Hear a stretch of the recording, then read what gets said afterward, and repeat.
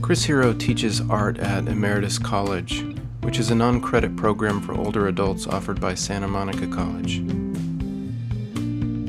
One day a week, I teach in the room across from Chris. For the 5 years I've been teaching there, I haven't had the chance to talk with Chris much, but I've enjoyed quick glimpses of him teaching, and I've heard nothing but praise from his students. When I heard about his most recent show titled Invisible Women, I asked him if he'd be willing to come talk with me about it. What I've been doing most recently for the last year is this project that you and I, you know the title of, is I call it Invisible Women.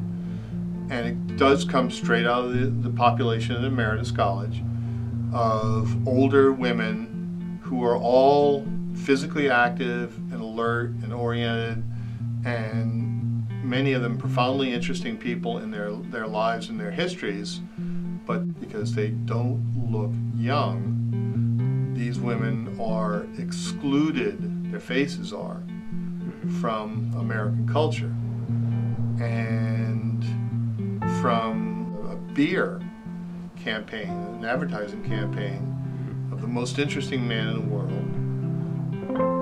which is just an actor who visually is in his 70s, and he's attributed as the most interesting man in the world. And seeing that ad, I realized that you could not do that campaign with a woman. That was finally the straw that got me going with this project of just doing portraits of older women who look their age, but in every other sense are completely active.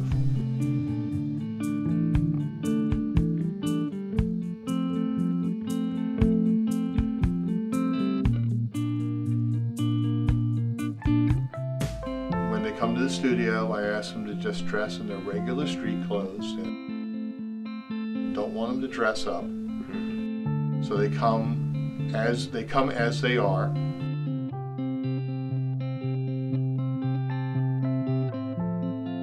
I have them sit in a chair, you know, generically similar to what we're in right now, nothing special.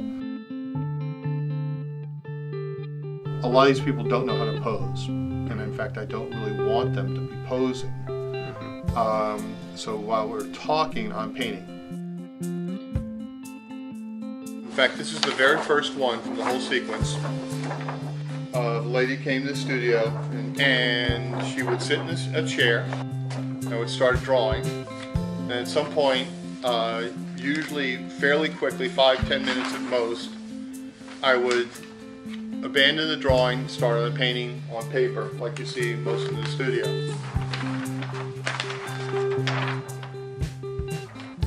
And the thing that I was looking for in the drawings is any sense of, you know, just learning the landmarks of a person's face.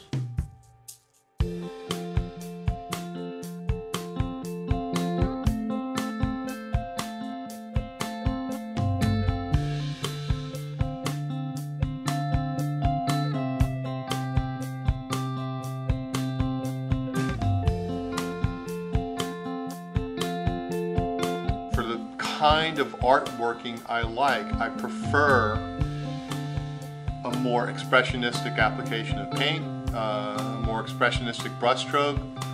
I like accidents that happen, so I often use fairly wet paint and let it run and drip and see what that does.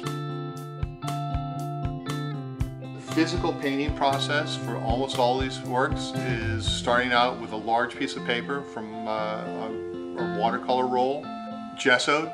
All the paintings are done in oil paint. I've found that a kind of a gold-colored red is the best.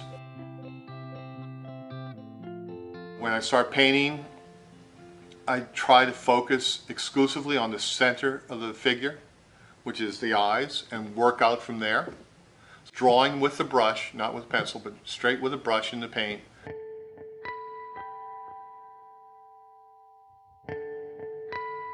some degree, I'm kind of a traditionalist, so I do tend to work from the dark towards the light colors, but not exclusively.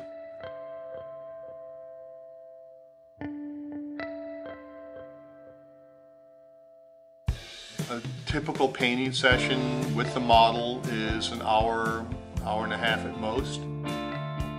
After about an hour and a half, I start to ruin things. This is from the first sequence, and you notice most of the page is taken up by the woman's torso. After I had done 8 or 10 of the drawings, I put them up all on the wall together, and I realized that all of the poses were very similar. The body language of the women was very passive.